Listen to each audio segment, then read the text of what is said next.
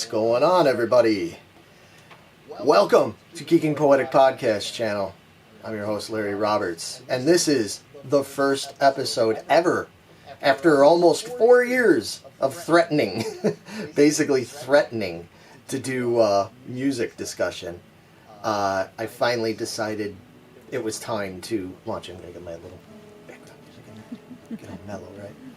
Finally decided it was time to launch the Spin to Win thing. We've been talking about it for so long. I'm remiss if I don't announce everybody that's going to be like, oh, he's by himself. I am not by myself here. I actually have a guest. Hang on. Where are you? Hang on. There she is. We have... Who are you? I am Megan Guest. Yep. Anybody that's familiar with the show knows Megan. She's not going to be on the main camera today. 1973 music is not exactly her thing, although you're going to like some of these, I think. Yeah, I am. I like it. I just don't know it like you do because I wasn't born yet. You weren't even close to Not being even born. close, yeah. I, however, was born in 1973. So for the first episode ever of Spin to Win, I just recently had a birthday. You can do the math of what my age is. But I just thought, what should I start out with? I have so many ideas, and we're going to have guests. We're going to have Megan, we're going to have Megan on, we're going to have Matt on, we're going to have Vito on, we're going to have all of the Geeking Poetic hosts are going to be a part of Spin to Win at one time or another. Plus other guests are going to be on there. But I just thought, since my birthday passed and I was thinking about time and the year, I was like, man, 1973 was a good year for music. It was a particularly good year for... Megan has echo feedback. Okay. Uh-oh. So let me see if I can fix that. It's probably... Oh, I know why. How about that? Is this any better? Yeah, Am I still echoing? Yeah, I bet it's because either webcam we had the microphone on, so we don't want that. I'm not going to talk a lot anyway, so. Right. I'm going to be shushing this one. Okay.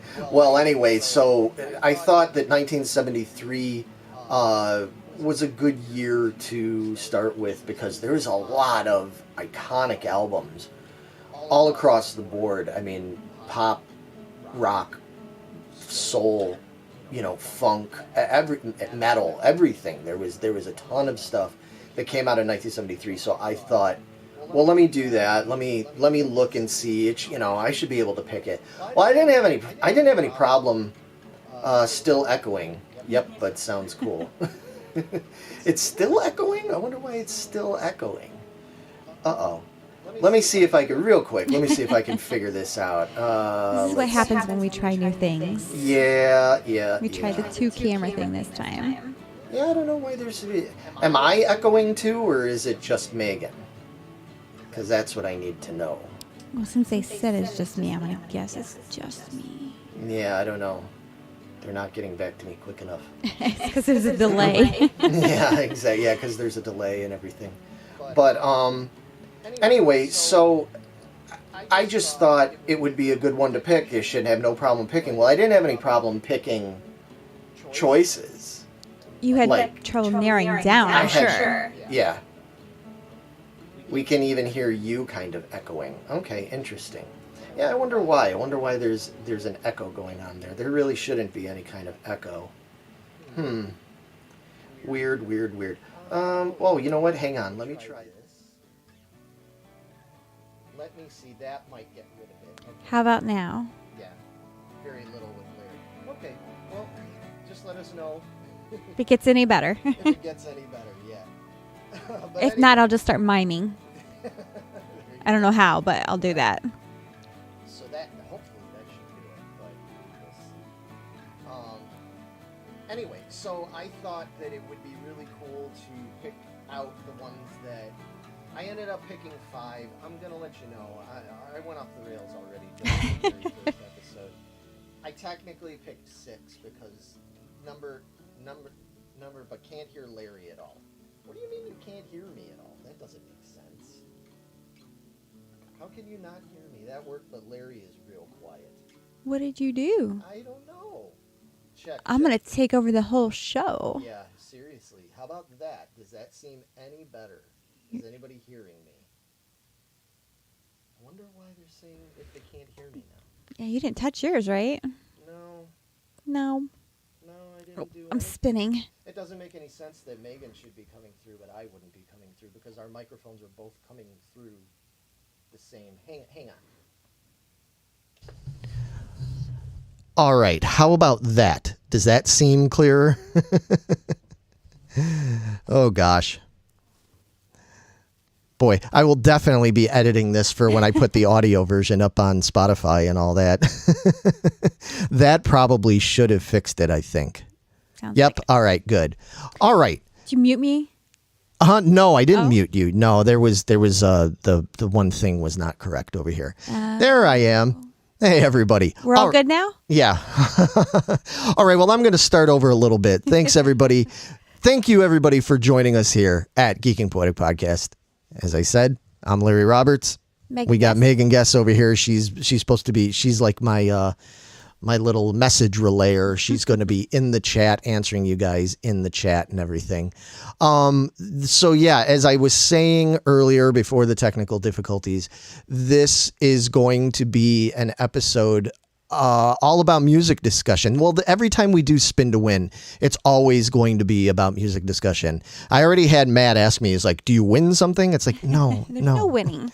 There's Knowledge is winning. Yeah, exactly.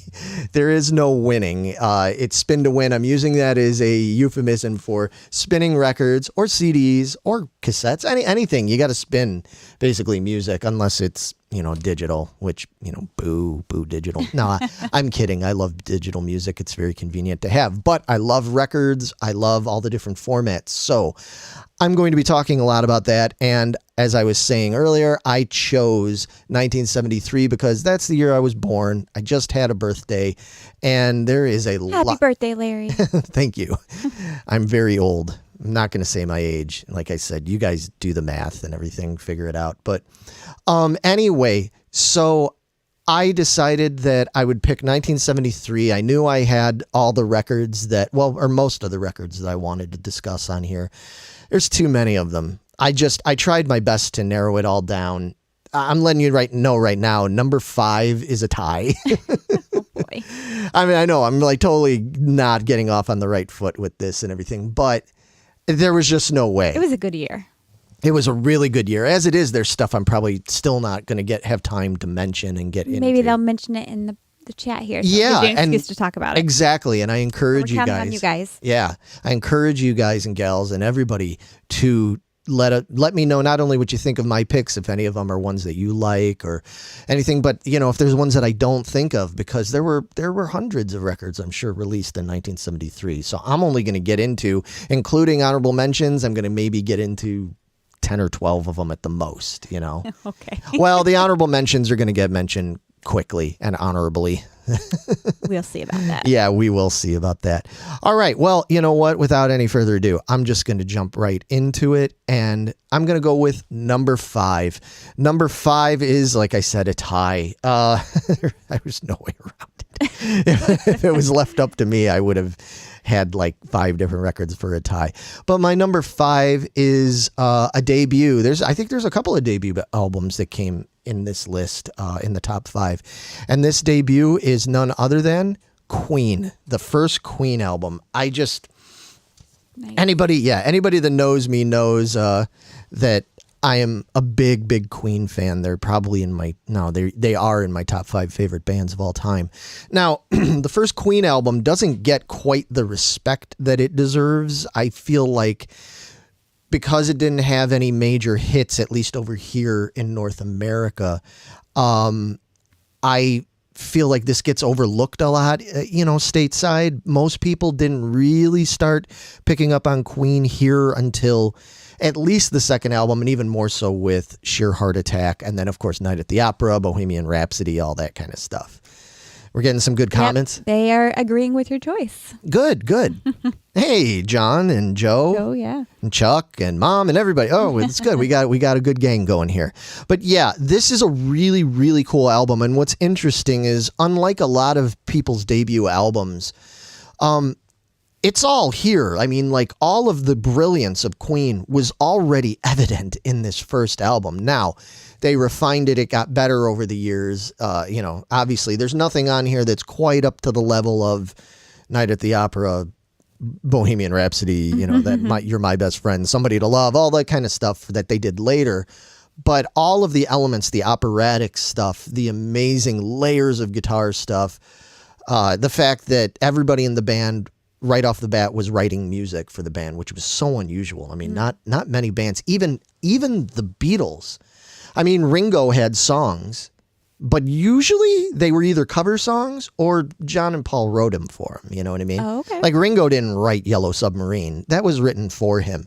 In this band, everybody wrote songs, and every member of the band had massive hits. Even the bass player, who most people, if you're not like a big fan, don't even remember his name. John Deacon wrote some of their greatest songs. Man, he wrote another one, "Bites the Dust." He wrote "You're My Best Friend." He wrote some. Wow. Yeah, the drummer. Yeah, the drummer Roger Taylor. He wrote "Radio Gaga." He wrote. Gosh, man, he wrote so many things. "I'm in Love with My Car." He wrote every member of the band had big hits, and it was all right here in this first album. And songs I would recommend, if you don't have time to check out the whole album, but you're curious, I would say the most famous song off of here that now they play it on the radio a little bit because of the movie that came out a few years ago and everything. But yes, Deacon John, exactly. I don't know why they called him Deacon John. It's here on the back of the album. But they dropped that whole silly thing after a while. They also called Roger Meadows Taylor. They were trying to be all fancy on the first album, and by the second album they were like, enough Whatever. of that. Yeah, exactly. But I would recommend, of course, Keep Yourself Alive. That's the one most people are going to know. Joe says that's his all-time favorite. Really? Nice. It's a great song. It's a great start. But I mean, again, you listen to it and it's all right there. That's a great song. The song "Liar" is a great song. My Fairy King, especially that one, you really hear where they went later when they got super dramatic, operatic and stuff. All right here, but I have a lot of records to get into, so I can't. Moving on. Next. Yeah. I'm cutting them off. Moving along here. So the Tie record. Now this is the most obscure record of the bunch. This is not a debut album, but it is an album from a band from Australia. See, I'm going to get all over the world here. And this is a band that maybe some, acid rock, heavy rock, hard rock, metal guys might know. But it is an album by a band called Buffalo. And where the buffalo roam? Yeah, they roam in Australia, apparently. Apparently, I didn't know that. This is an album. It's called Volcanic Rock. Now, I'm really, really into more of like obscure 70s rock stuff. To be honest with you, this is, when it comes to like heavy music, I know a lot of people, because of November's Doom and stuff, think like that I'm going to be this big death metal guy and this big like super brutal guy. I have a history. Enjoy it. Yeah, I enjoy some of it, but really my bread is buttered, so to speak, with 70s heavy rock stuff. Everything from like Steppenwolf and Blue Cheer and Jimi Hendrix and stuff on through Sabbath and Floyd and Zeppelin and all that kind of stuff. And those bands are all great, but what a lot of you don't know is that just like now, even back in the 70s and the late 60s, there were quote unquote underground bands. Now these are bands that put albums out, they toured. They had some fame, but they never really got big, and as such they don't get played on classic rock radio. A lot of times their records are out of print. This record was out of print for probably almost 40 years. And there's some really, really great stuff. Now this band Buffalo, if you're a fan of, let's say if you're a fan of like early Black Sabbath and you're a fan of like John Case Steppenwolf, if you're a fan of, I don't know, even some of the heavier Beatles stuff, Helter Skelter and those kind of things, this falls like right in line with that. It's got a great heavy guitar sound, but, none of the subjects, it's not satanic or any of that cheesy crap like that. It's just songs about drinking and women and good old rock and roll topics and stuff. And actually, their most famous song off this record, their big hit, if you want to call it a hit, it was a big hit down under. It was a song called Shylock. Then it's about Shylock. The chorus just says, Shylock, pay me now, pay me now. So, yeah. It's not the most brilliant songwriting you've ever heard in terms of the lyrical content, but then, so is a lot of other stuff. It's not really. Anyway, this is a really, really good band if you're into underground stuff like that. And if you're into stuff like even like Queens of the Stone Age, if you're into any of those like Caius or any of those kind of bands, like those fuzzy 90 bands and stuff where they use a lot of fuzz pedals and whatnot, this is a really, really cool record to check out. You can find it on YouTube, man. You can easily listen to it on there for free. And yeah. Dude naked? Yeah, he's kind of naked on there. You're going to notice that was a thing in the early 70s, man. And I've got a couple other records I'm going to have to hold my hand over because I don't want YouTube to censor this or anything. But man, those early 70 records, everything, well, hippies, I guess, there was always about being naked, it seemed like. I don't know. All right, so moving on to number 4. With number 4, I have another debut album. This is a personal favorite of mine. This is a great band, a very, very influential band that I'm sure there's a bunch of you out there that are going to probably say, I never heard them before. You may have heard of them, but another one that doesn't get played on the radio, it is none other than the New York Dolls. Okay, now, the New York Dolls was a band from New York, go figure, and they were 5 guys that they started in America. They really started the whole glitter glam scene. Now, it had already been a thing over in England with David Bowie, Mark Bolan and T-Rex, Slade, Gary Glitter. There was a whole scene going on over there in England. Other than David Bowie, to be honest with you, the glitter thing never really caught on big time. It had its following here in the States, but it just never really made the impact that it did over in Europe and in the UK. Because, there was a point where people thought like T-Rex was like the biggest band in the world, like after the Beatles and stuff. Oh, wow. And most people here, T-Rex, you'd know Get It On, Bang a Gong. Okay. Get It On. I only know because I've heard you say T-Rex before. Yeah. And I know that song. You're right. Right. Get It On, Bang a Gong. That was their only really big hit stateside. Over in Europe, massive hits. Wow. So there needed to be somebody to kind of fill the void and do it American style, because a lot of the British, glam stuff, it sounded British, which I love, but a lot of people here couldn't relate to it. It didn't have that grittier street rock and roll kind of sound that people in America just tended to gravitate more towards. Enter the New York Dolls. Now, the lead singer is David Johansen. David Johansen, some of you might know better as being a well-known famous actor. He after the Dolls ended in the mid-late 70s, he went on to be an actor. He was in Scrooged. He was in all kinds of things. I think he was in that remake of Car 54, Where Are You? He was in all sorts of silly, good comedic actor. And then the thing that, sadly, most people would know David Johansen from is that he changed his persona entirely and became Buster Poindexter from the 1980s, who did that song, Feeling Hot, Hot, Hot. Yeah, that song. Really? Needless to say, a lot of New York Dolls fans were very, very disappointed.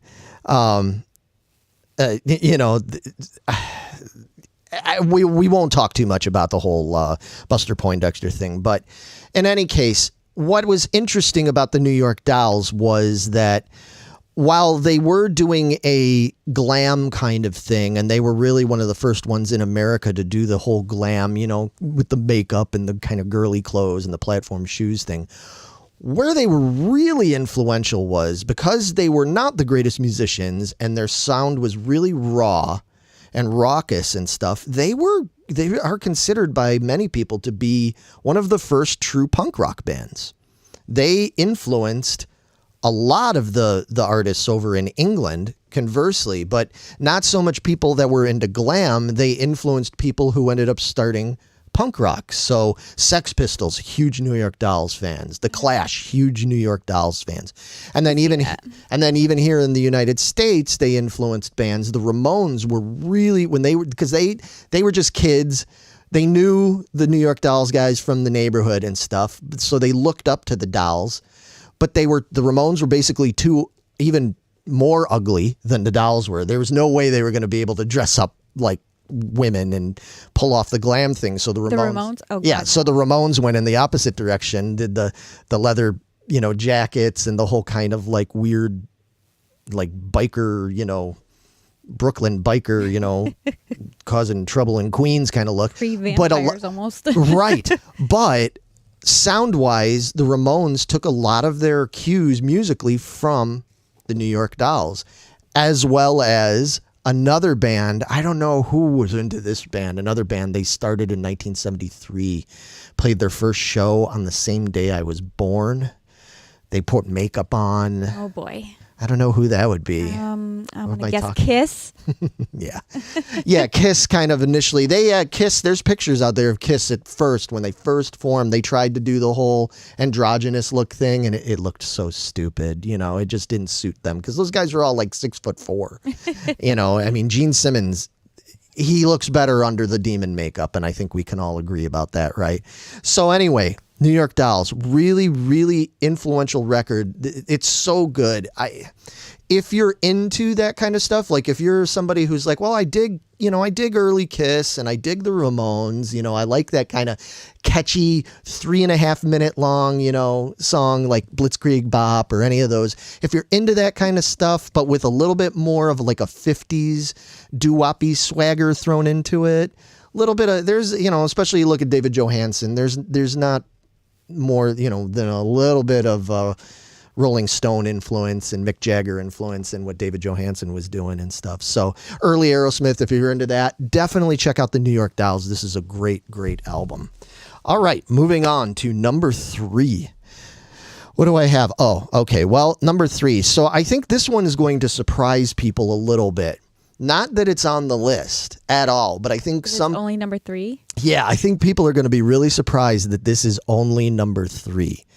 Because I'm talking about, which is arguably, I don't think you can even argue it. I mean, whether you're a fan or not, this is an album, I think it's probably still on the Billboard charts now. It's sold hundreds of millions of copies, at least tens of millions of copies, but it's probably got to be up near 100 mil by now.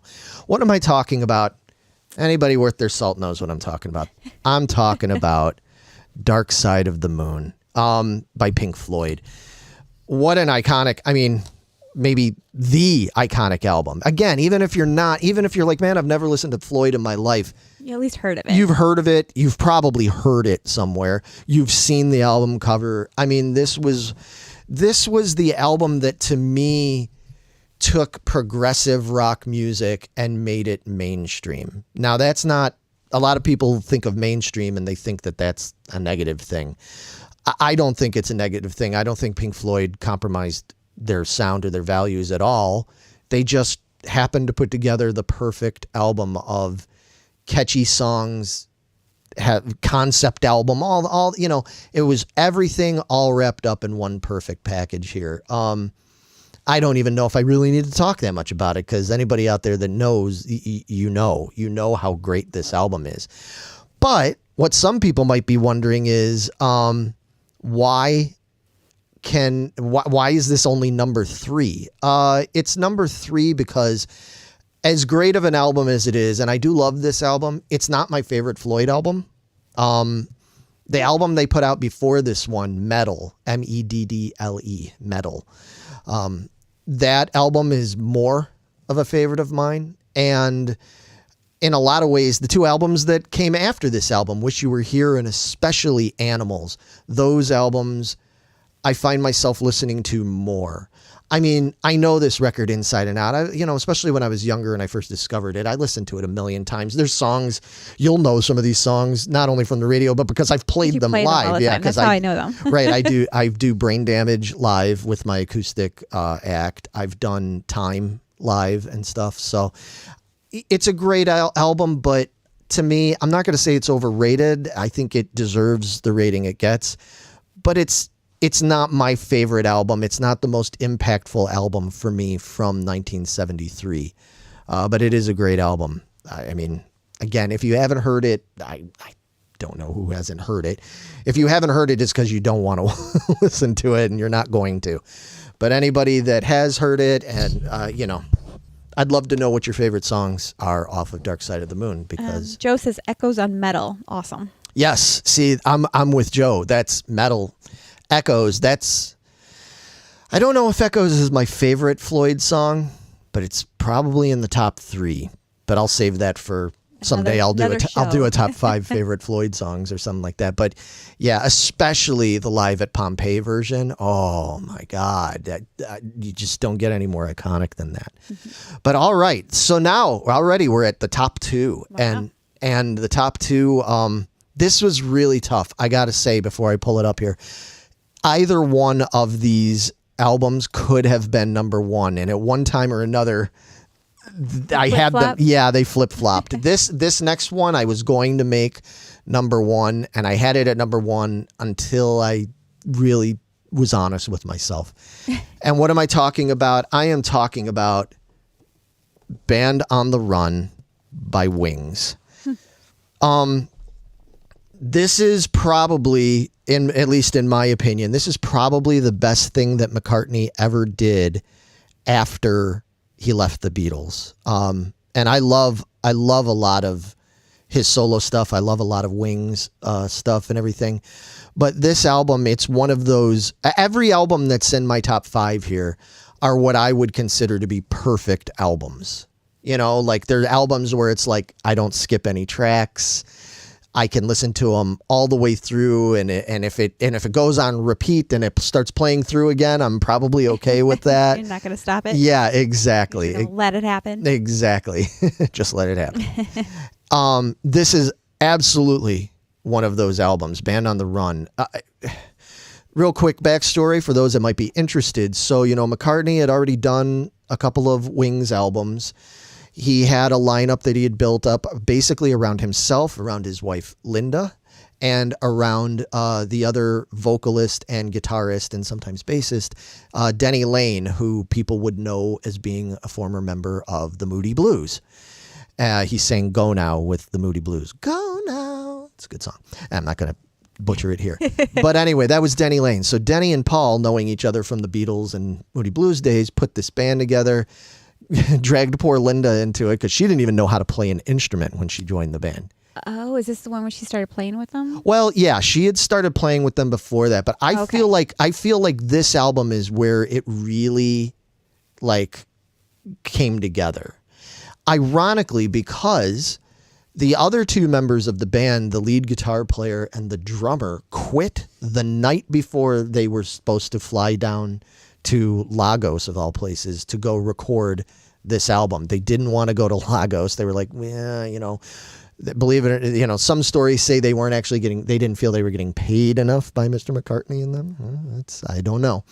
But they were saying, we don't want to go to Lagos. We don't necessarily want to do this. We're not really feeling the band anymore. So they quit at the last minute. And dick move. Yeah, that was a super dick move on their part. Paul and Linda and Denny, needless to say, were very nonplussed by this. But so they went to Lagos anyway, and Paul being Paul, because he's like, well, let's see, I can sing, I can play guitar, I can play bass, I can play drums, I can play keyboards, and then I've got Denny and Linda to fill in the rest of it for me. Fuck it, I'll just do it on my own. And that's what he did. He made this album. There's only 3 people on this record, which is kind of why it's funny that you look on the cover. It's like 6 people on there. Well, but if you look really closely on the cover, I know it's hard for people to see, but you can look it up online if you can't see it on either of the one I'm holding or the one on the side there. What they did was they got a bunch of famous celebrities that Paul admired to be on the cover. James Coburn, the famous old actor, is on there. Christopher Lee, I think, is in there somewhere. There's a famous footballer from England that's in there. I don't remember everybody's names off the top of my head, so forgive me. But anyway, this is just an album chock full of amazing songs. It starts off with Band on the Run, which most people you know that song. I've played it many times at my shows. And then it goes right into Jet, which is another amazing song. Every song, hang on, I got to look at this. Every song on this album. Yeah, I mean, look at this. Band on the Run, then Jet. Then it goes into Bluebird, which is a beautiful ballad of his. Miss Vanderbilt's a good song. Let Me Roll It is an excellent, gritty, bluesy rock song. Side 2's got Picasso's Last Words. That's I want to tell a real quick story about that. So Paul is known for being obviously a great songwriter, but he's also known for being very spontaneous. Like he can get influenced by something and then write a song in 10 minutes. And he's written songs in 10 minutes that have gone on to be huge hits. Big hits. And he was at a party. If anybody knows better, please in the comments correct me. I believe he was at a party, and I want to say it was Dustin Hoffman, perhaps, that was there and was kind of grilling Paul and was like, I heard that you can write anything, that you're blah, blah, blah, blah. Like, is that true? And Paul was like, well, yeah, kind of, I tend to do that and everything. And he was like, all right, well, why don't you write a song about Picasso, write a song, something about him, and everything. And they got into talking about Picasso, about his famous last words that he said on his deathbed when he told his friends and everybody as he was dying, said, drink to me, drink to my health. I can't drink anymore.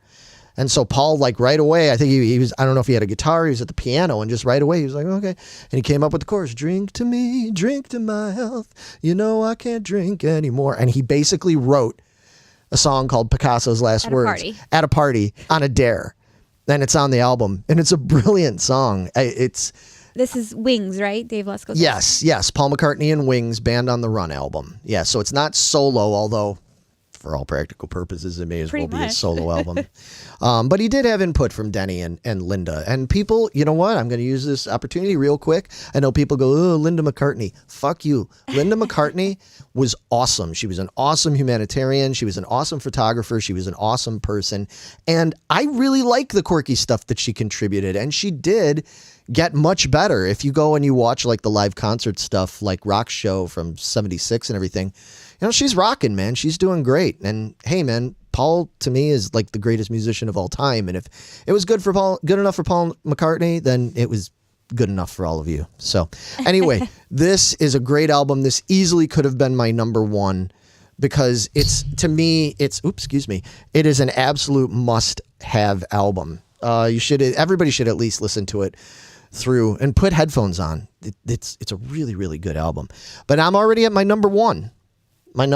So nice. What could it possibly be? Well, I guess so. People that are like, come on, Larry, you're not talking about much heavy stuff, bro. All that kind of stuff. Well, okay. Well, here you go. Fair enough. I make up for it. I'm going to pull up what is not only my favorite album of 1973, but it's an album that I think that this album basically is probably, hang on, I'm trying to turn off my messages so they don't bling through here. It's just Matt. Hi, Matt. Why am I still hearing him? Sorry, that was me. Oh, was that you? Yeah. But anyway, I basically feel that this is the best album of this band's career that I'm about to show right now. Let me get it queued up. We have some guesses coming in, what they think they might be. Let's see, Dave says. Is he right? Is he not Black right? Sabbath. Okay. All right. Yeah. So, well, Dave, you're my oldest friend, man. So I guess you would know, right? It is none other than Black Sabbath, Sabbath Bloody Sabbath. To me, this is the best thing they ever did. This album it was such a leap forward for them. It's not to say I don't love their earlier stuff. The debut, Paranoid, Master Reality, and Volume 4. I love Volume 4. Those 4 albums are great, but I feel like something happened. Yeah, good. Dave says, hell yeah, go me. Dave wins. You won. He wins. Yeah. He won the spin to win. There you go. You don't win anything. Although I am supposed to be sending you some records soon, Dave. I did not forget about you, and I'm going to. But to me, they just took like a massive jump in songwriting and production and they're playing. I mean, there's songs on this album like Looking for Today and Spiral, especially Spiral Architect. Songs like that, they never would have made it onto an earlier Sabbath album. They would have been looked at as being too, too complex in a way, which doesn't mean, it's not prog rock by any means. But just the songwriting, if you compare it to something like Sweet Leaf or Iron Man or Paranoid or something like that, they're night and day difference to me. And I think those songs I mentioned, Spiral Architect, what a great song. It's got incredible keyboards on this that I believe were done by Rick Wakeman from Yes, as well as many other bands. This is the best thing Sabbath ever did. Now, their follow-up album from 1975, Sabotage, is a real close second. Mm-hmm. But I just think this album is absolutely brilliant. There's a lot to delve into. It's the most diverse album. Of course, it's got Iommi's traditional quiet instrumental, like flamenco acoustic type guitar stuff in here when he does the song called Fluff. It is fluff. I mean, that was just being honest, I guess. You listen to it and go, well, this is fluff. Well, it is, but it's beautiful, beautiful guitar playing on that. Sabbath, Bloody Sabbath, the title track's one of the heaviest, most influential songs for metal ever created. Killing Yourself to Live is a great song. National Acrobat. I could go on for days about this, but yeah, to me, especially if you're somebody that's only familiar with Black Sabbath stuff, like you're like, well, I've heard Paranoid and Iron Man and War Pigs like 5 billion times on classic rock radio, and it's okay, but I don't care if I never hear those songs again, so blah, blah, blah. If that's like your main exposure to Black Sabbath, I would say check out Sabbath Bloody Sabbath, because there's still some of like the heavy plotting, super heavy proto doom metal on here, but there's a lot of other textures. Some of Ozzy's most brilliant vocals. So, Ozzy can be hit or miss, as everybody knows sometimes. His vocals on a lot of these songs are just great. The lyrics on this are great. They started getting away from, I feel like, some of the more cliche crap they were doing on their first few albums. Sorry, I know people are going to think that's blasphemy. It's just my opinion. Remember, this is all opinions, folks. It's just, there's no right or wrong. Anyway, yeah, I would say Sabbath Bloody Sabbath. And the reason that I chose this as number one is because, just being honest with myself, out of all of these records, this is the one that's probably the biggest influence on me musically, because so much of what I do comes from this. This is where a lot of the roots of my playing and the writing I've done in my band November's Doom, this is where the roots come from. It's from this, especially this album, this one in Sabotage. There's a lot of that in my playing. So as much as I love Band on the Run by Wings, as much as I love, New York Dolls and all that stuff, I just had to admit to myself that this had the most influence on me. Out of that, I would say Pink Floyd and Queen probably would be the next ones that have the most influence on me in terms of my writing and my playing out of this list. But those particular albums from 1973, I wouldn't say were the biggest influences. You know what I mean? If I was going to pick a Queen album that I go, what's the biggest Queen influence on me? It'd be Night at the Opera. That really, really influenced me. If it was Pink Floyd, I would probably say Metal, and I would say Animals. Those would be the ones that basically I've ripped off the most over the years. So, but this album, this Sabbath Bloody Sabbath album, this is the one that was the biggest influence on me. So that's it. That's my top 5, but I'm not gonna stop there. Wait, there's more. Oh, there's more. We got comments coming in. Yeah, read them off. Yeah, Dave said Spiral Architect is awesome. Yes, it's a beautiful song. And Sabracadabra? Sabracadabra, yeah, another silly. Great song. Yeah, good boogie beat song. Yeah, exactly. And then Anthrax cover of Bloody Sabbath. Bloody Sabbath. Whatever. Yeah. Is These are fantastic. all tongue twisters for you. What is it? Sabbath, Bloody Sabbath. Yeah. The Anthrax version, it's one of my favorite covers of all time. I remember getting that on the I'm the Man EP by Anthrax. Everybody remembers I'm the Man, their silly rap song they made back in 1987. It was on the B-side of that, and it's great. Scott Ian just chunks up that guitar riff so beautifully. But anyway, all right. But I want to. A Day at the Races is also good. Joe says, yeah. I mean, I'm guys. Trust me. There's going to be a lot of Queen content coming up on this channel. So, don't worry if you're like, oh, you should be talking about this and that. No, I'm just focusing on 1973 for this one. And believe me, there's enough to talk about here. So moving on real quick, I'm going to try to breeze through these as quick as I can. I have honorable mentions because these are ones that just I felt like had to get mentioned. And I know that some of these also got mentioned in the Geeking Squad group because I posted the other day that I was going to be doing this and I asked for people's input on that. Mm-hmm. And some of these got mentioned in there. I'm pretty sure this one got mentioned. In fact, I know it did. And what is this? It is Selling England by the Pound by Genesis. So this is the penultimate album for Peter Gabriel era Genesis. It was not long after they toured for this that he came to the conclusion that he didn't want to be in Genesis anymore, which was a real problem because everybody in Genesis was very important, but it was Peter Gabriel and he was the dude, He did stick around long enough for them to do the Lamb Lies Down on Broadway album and did that crazy, crazy tour with them. But at the end of that, I mean, he was done and he knew he was done. It was after that they carried on with 1976 with their new lead singer, who wasn't really new because he had been in the band the whole time pretty much, but it was their drummer, Phil Collins. So Phil Collins had an uncanny knack of sounding like Peter Gabriel, but still sounding like himself. So he was perfect. They couldn't find anybody better than Phil to do it. So, and it was the drummer. So, hey, you never know. Any case, Selling England by the Pound. This is a great album. Not a really popular one here stateside, although they did do touring and stuff here for it. The one song that occasionally gets played on radio here is a song called I Know What I Like in Your Wardrobe, which is basically him singing about how he's a lawnmower. It's Peter Gabriel. He did the whole thing live. Me, I'm just a lawnmower. You can tell by the way I walk. And he would put on this goofy like hat, looked like he was like a gardener guy, and he'd put a bunch of like straw weeds things in his mouth, and he'd be going around stage with these weeds, doing his interpretation of what a lawnmower is.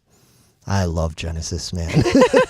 I love early Genesis. That's why I always go see the musical box, the touring tribute act for early Genesis. So I've gotten to see a lot of this stuff reenacted. This is great. If you're into early Genesis, if you're into Peter Gabriel, if you're a little more open-minded and you like some epic weirdness, this is a great album to get into. It did not make my top 5. Because as much as I love early Genesis so much.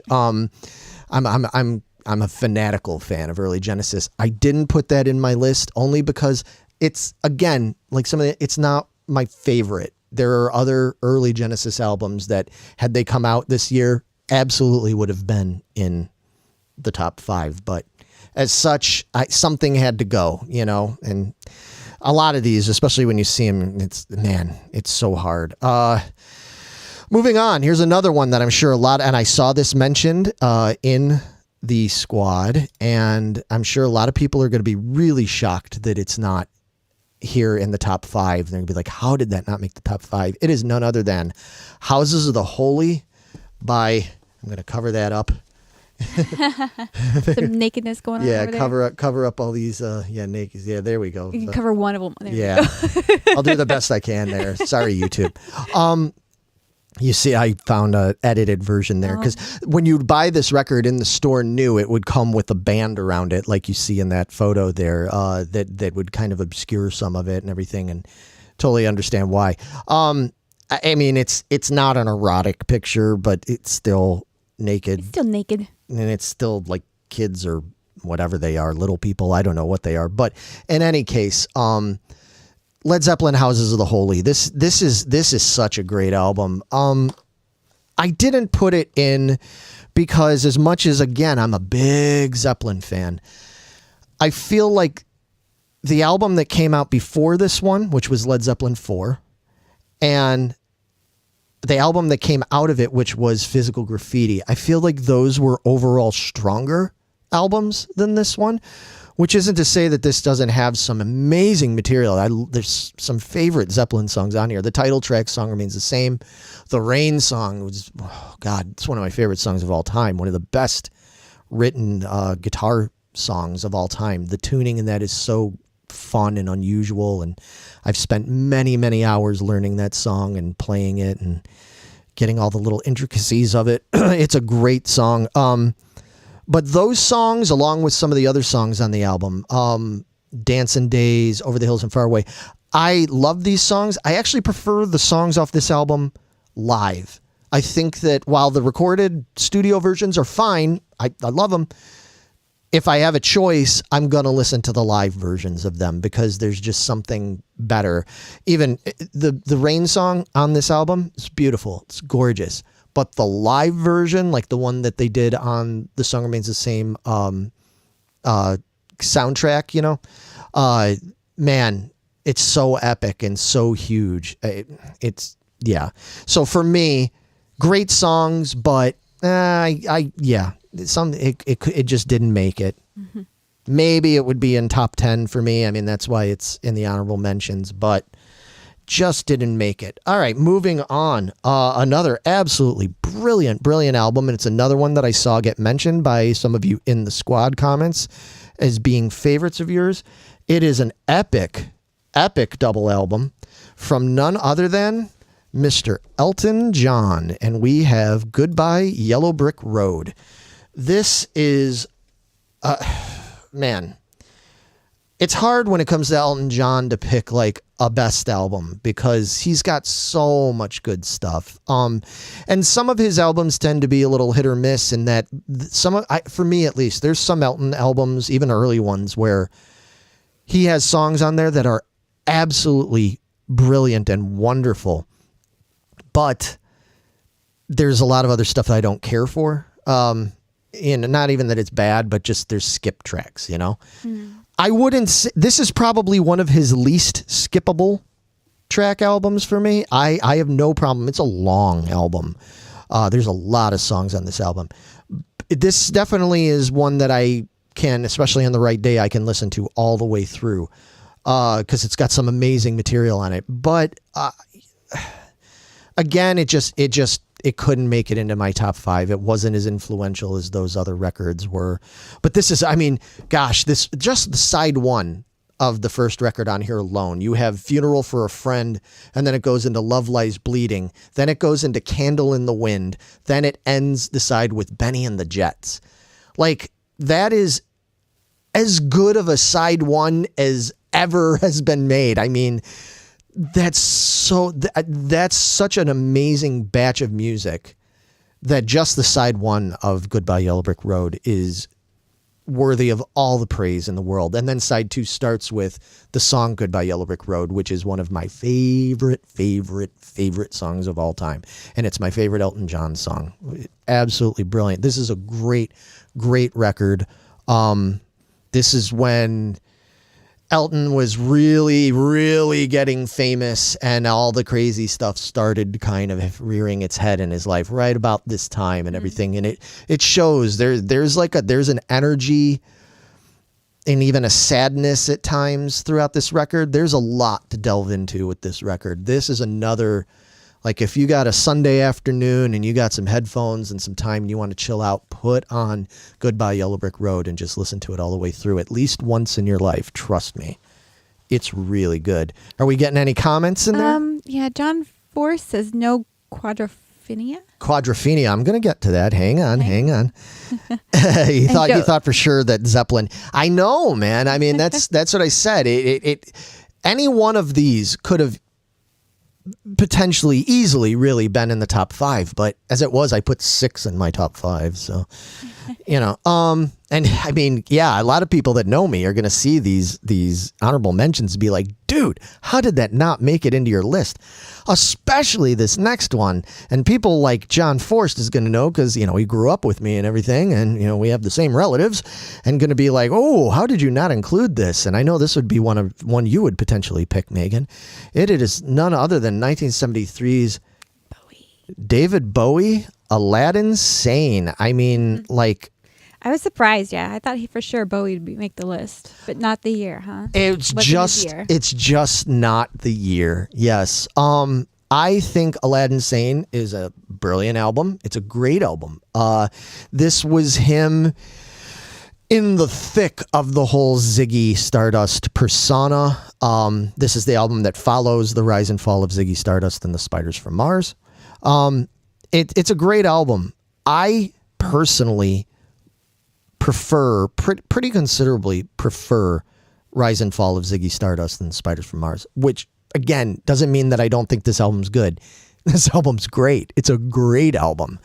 But yeah, this one isn't quite as solid of a all the way through listen for me. I've listened to this album all the way through many times, but I'm saying in terms of one that I put on where I just put it on and forget it and let it play all the way through. Yeah, there's stuff that I could kind of now and then skip. I mean, you know, his version of Let's Spend the Night Together, it's cool. You know, Panic in Detroit is cool, you know, but the really good songs on here are like things like Watch That Man, Time, which is a great song. Gene Genie, that's the one that most people would probably know. Gene Genie. Absolutely essential album to have. If you're a Bowie fan, I mean, there's no self-respecting Bowie fan that shouldn't have this. But it's just, like I said, it had to get left off because it's not my favorite. Had this been Rise and Fall of Ziggy Stardust, absolutely would have made it into my top 5.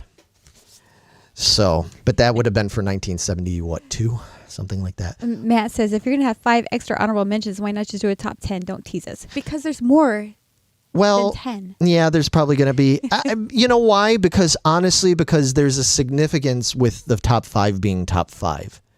Like I said, I mean, I feel like these need to be mentioned. These honorable mentions should be mentioned because they're just great albums, and they are albums I enjoy. And these are ones that I'm picking out because they got mentioned by a bunch of the Geeking Squad members as being favorites. Bowie got mentioned, the Zeppelin got mentioned, Elton John got mentioned, Genesis, they all got mentioned. So I want to bring those up and everything. I love these albums too, but for me, they're not like your top 5. They're not the essential top 5. Right, exactly. Now, this is another one that's going to surprise people that this is not in my list. And because, I mean, this is the guy that started me on music. This is why I am who I am and everything. But it wasn't this album, which is the key here. And I am talking about 1973's $1 Billion Babies by Alice Cooper. I mean, this is an album that a lot of Cooper fans say, like, oh, that's the best album. Like $1 Billion Babies. Usually most people say it's a toss-up between $1 Billion Babies and Welcome to My Nightmare from 1975. I love both of those albums, but $1 Billion Babies is a great album. I do love songs on this album. I love the title track. I love Generation Landslide is a great song. I love the playing. For those that don't know, I mean, when I was 2 or 3 years old, my aunt and uncle played me, kind of as a joke, trying to scare my cousins and I, played me an Alice Cooper album called Love It to Death, because it had it's Alice Cooper, so of course it had creepy stuff on there and spooky, and it would get real loud and scary and all this stuff. It had the complete opposite effect on me than anybody expected. Instead, it created a monster, because that really made me fascinated. I was absolutely fascinated with what I heard. And even before Kiss, even before the Beatles, before Queen, before any of that stuff, before any other heavy metal bands, any of that stuff, it was Alice Cooper, Love It to Death, that completely blew my mind. You know, I mean, I wasn't even in school yet. You know, I didn't understand what I was listening to, but all I knew was that it was fascinating. And I am who I am because of hearing that album. So I have a deep love for Alice Cooper, especially the early Alice Cooper band before he went solo. And this is a great album. It's just not an album I find myself listening to that much. A lot of the good songs on here, like $1 Billion Babies, No More Mr. Nice Guy. You probably know that song, right? Mm-hmm. You know, Elected. I want to be elected. Yeah, I you know, a lot of those get played on classic rock radio, so I do get to hear them from time to time. They're all on the Greatest Hits album from 1974. Great songs, but other stuff that's on here that's like signature stuff, like Sick Things and I Love the Dead and all that silly shit. They're not songs I really want to sit around and listen to. They're great when he does it live because they're made for live, because of the whole show that he brings out the big boa constrictor when he does Sick Things, and it's creepy, and, you know, has the spotlight on him, and, perfect live songs. Much like what I said about Houses of the Holy album. Live, love this songs. But in terms of the studio album, I don't listen to this that much. So it couldn't make it into my list. And just as a real quick aside, I also want to mention that Alice Cooper released 2 albums that year. He released an album called Muscle of Love that came out at the very end of 1973. And actually, I listened to that album more than I listened to $1 Billion Babies, even though most people consider Muscle of Love to be possibly the weakest album from the early Alice Cooper band stuff and everything. It was it was in part led to their breakup and everything in 1975. I really like Muscle of Love. I think it's a more interesting album.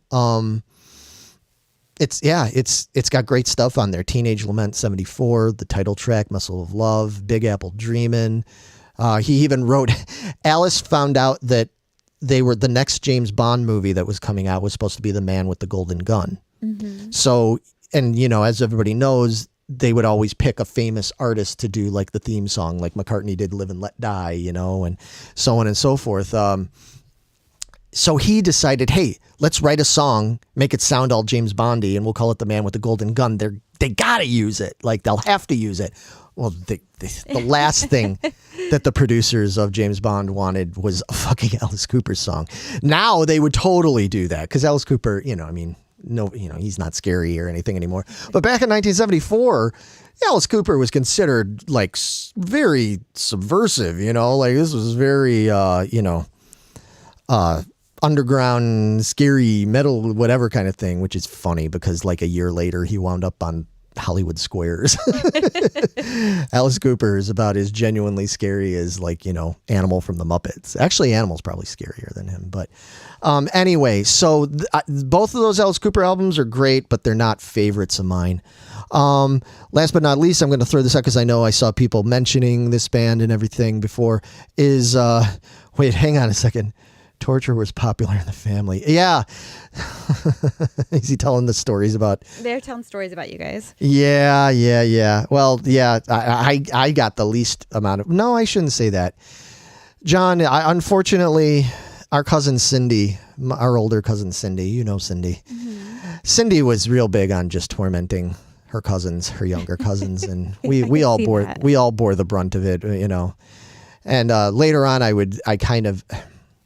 I guess I could say I was sort of the Igor to her Dr. Frankenstein, but it was mostly just so to protect my own hide. I was going to say you wouldn't be the brunt of it then. Yeah. Keep your enemies closer kind of thing. Right. When she would start tormenting poor John, it was just like, I was just like, okay, well, I guess I'm tagging along here. But anyway, the funny thing is, so moving on, I don't have this one. Funnily enough, as big of a fan as I am of this, I don't have this on vinyl, but I have the picture here, and it is Vagabonds of the Western World by Thin Lizzy. Great record. It's the last record they did as a 3-piece with Eric Bell on guitar before he quit or was out. I think he quit, actually. He had some sort of mental breakdown or something like that. And then they decided to replace him with 2 guitar players, which was when they got Brian Robertson and Scott Gorham. And anybody that knows me, those are my heroes, man. Like Scott Gorham, You know, that's my jam. That's my hero. So I love all Thin Lizzy, and I love this record. This is a great record. This is the one where they do Whiskey in the Jar, which a lot of people know that song. They also have a song called The Rocker, which is a great upbeat dancey rock song that lives up to its title. It's a great record. Little Darlin', super great song from early Lizzy. But again, this is just it's not one of those ones that I find myself putting on real frequently. Happy to hear it when I hear it, but it wouldn't be a top 5 for me. So that's kind of where it would be. Gearknob says, what do you say? Jailbreak, man. Yeah, John Force says he was Cindy's Igor in his teens and 20s. Yeah, you definitely were. Yeah, that's just Cindy. Cindy is definitely the Dr. Frankenstein of the family. She's also a big vinyl collector too, so she'd probably. So, John, you need to tell her. Make sure you tell her to check out this video later and stuff. You know, she'll be able to watch it on YouTube and everything. She'll probably get a kick out of it. She's going to argue with me about my choices too. I know she's going to be so mad that I didn't put Led Zeppelin in my top 5, but I stand by my choice. If it would have been Led Zeppelin 3, it would have probably been number 1, but that's a whole other debate. Anyway, so that's it for that. Again, there were other records that got mentioned by people. As you could see here, there were so many iconic albums that came out. There was Tales from Topographic Oceans by Yes got mentioned. Mind Games by John Lennon. That's a big one. I saw, in fact, I think Alexander mentioned Lark's Tongues and Aspic by King Crimson.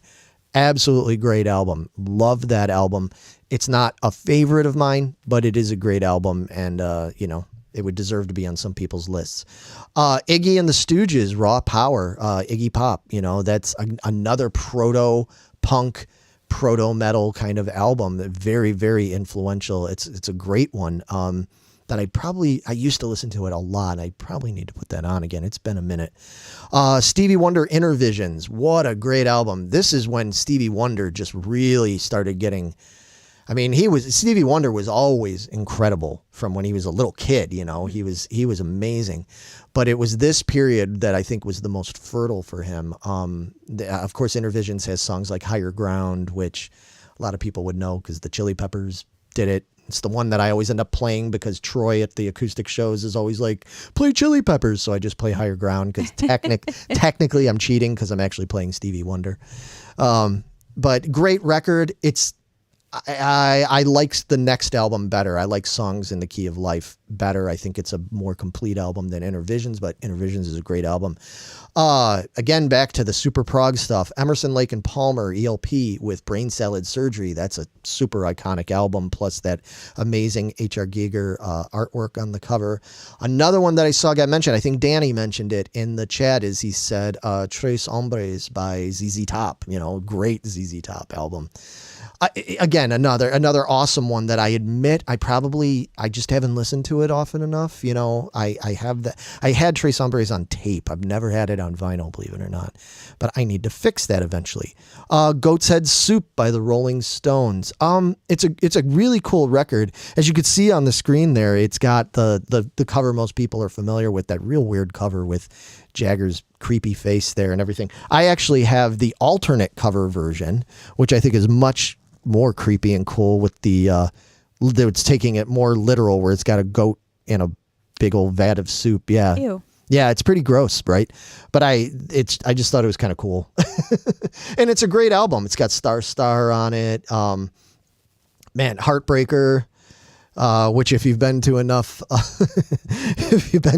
jam nights at the Sunset Lounge in Indiana, you have heard Heartbreaker, believe me. Oh boy. Heartbreaker. Oh boy. But anyway, Angie, the song Angie. It's a great song. So yeah, lots of good choices on there. What else was on there? Oh man, Marvin Gaye, Let's Get It On. Let's Get It On. Yeah, so Matt just said, let's get it on. Oh, it's a great album. I love that album. That could have potentially been in a top 10 for me, especially in the right day, that's a mood album, it sets the mood. That's a great album. I love Marvin Gaye. Again, I probably am a bigger fan of some of his other stuff, What's Going On, which is absolutely incredible. But, Let's Get It On. Yeah, it's great. And then last but not least, I threw on here because, again, people were mentioning it, was the first Leonard Skinner album, Another Debut. That's got Freebird on it. It's got a lot of that kind of stuff on there.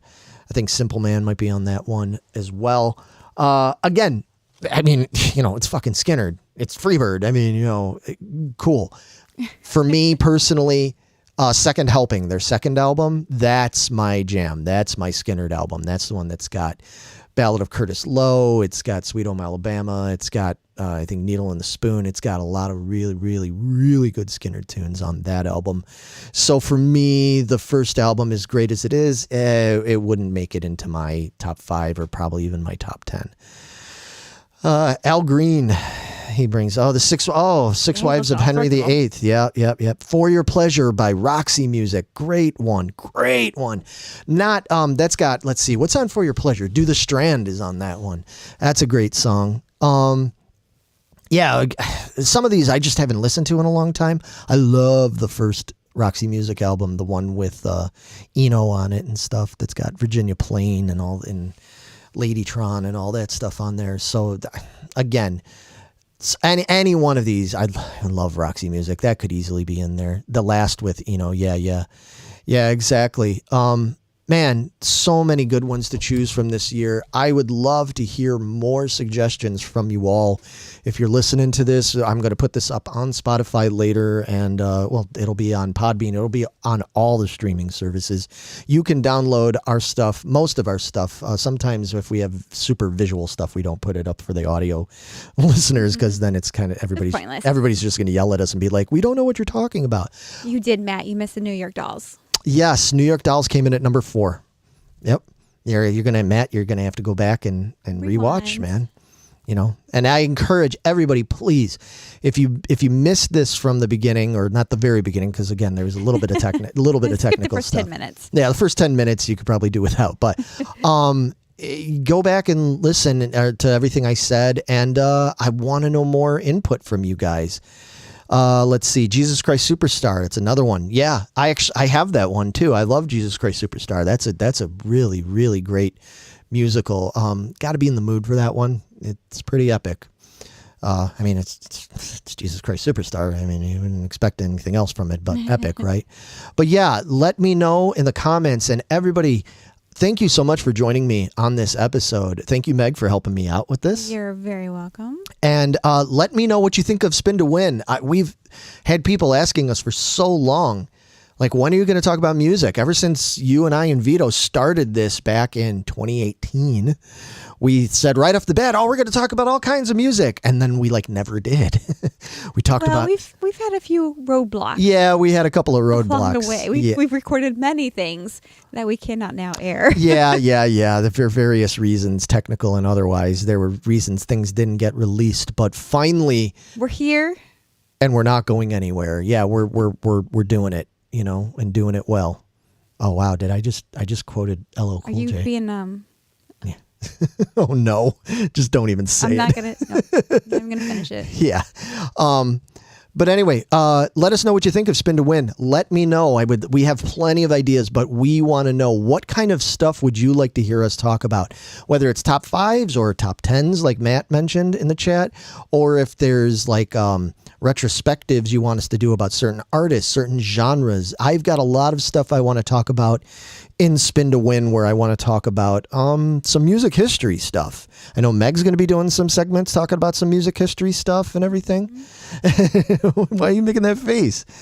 We already recorded some of it, and you did very well on it. Always Meg's we'll let them judge. Yeah, exactly. We're going to have, music trivia type stuff. We're going to have all kinds of stuff like that. It only makes sense because everybody on Geeking Poetic, 3 of the 4 hosts are musicians, and the fourth is a big music fan. So, and we're going to cover all genres. I mean, I don't want anybody to think it's just going to be metal or it's just going to be rock. We're going to talk about your country girl over here. Yeah, and I like older country stuff. She likes some newer country stuff. I love bluegrass. I'm a big bluegrass fan. So Bill Monroe, that sort of thing. I love all that. Blues, jazz. I love jazz. I love pop music, man. I love a lot of pop music. I think a lot of modern pop is garbage, but there is some true gems out there in the pop world. Even today, there's some great stuff and some that I have on vinyl that I'm going to be happy to talk about and show off. So I'm super eager and I'm super excited to be doing Spin to Win at last. We got people saying down with bluegrass. Good. All right. Tammy's down with bluegrass. That's great. I mean, so it's going to be that if you're the kind of person that is just real narrow-minded and you're like, I only want to hear about one kind of music, well, then either you're only going to want to watch certain episodes or you're just going to want to find another show, because that's just not me. I'm about as diverse as it gets, just about. So anyway, thank you, everybody. Man, it's been a pleasure being here, and we're going to be back soon with more Spin to Win stuff. I especially want to hear the feedback so that we know, because I don't have plans for what's going to be next. I have a couple ideas. Couple of things I want to talk about. Certain guitar hero from the 70s and 80s that I really want to talk about that we planned. I was going to talk about some of his catalog because he passed away not long ago. Hint, hint. That I really want to get into and talk about on this show because I'm a big fan. But all right, everybody. Thank you so much, and see you soon. Bye.